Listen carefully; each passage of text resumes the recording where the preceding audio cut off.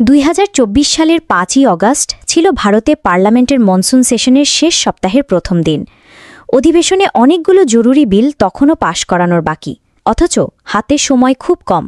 কাজেই ট্রেজারি বেঞ্চের ব্যস্ততা ছিল তুঙ্গে।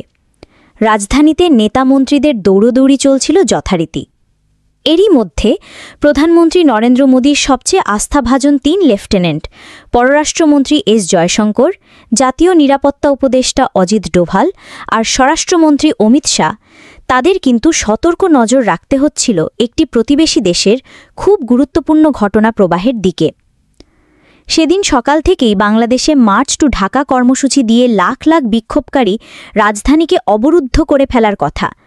প্রধানমন্ত্রী শেখ হাসিনা কিভাবে সেই পরিস্থিতি সামাল দেন, এই ত্রয়ী চোখ রাখছিলেন সেদিকেই। খবর বিবিসি বাংলার।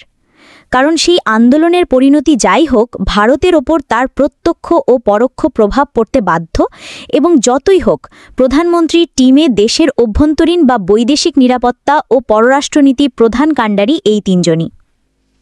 এবং তাদের প্রত্যেকের কাছেই গোয়েন্দা কর্মকর্তাদের ব্রিফ ছিল শেখ হাসিনা তার রাজনৈতিক জীবনের সবচেয়ে কঠিন চ্যালেঞ্জের মুখোমুখি ঠিকই, কিন্তু শেষ পর্যন্ত তিনি হয়তো এই সংকটও সারভাইভ করে যাবেন।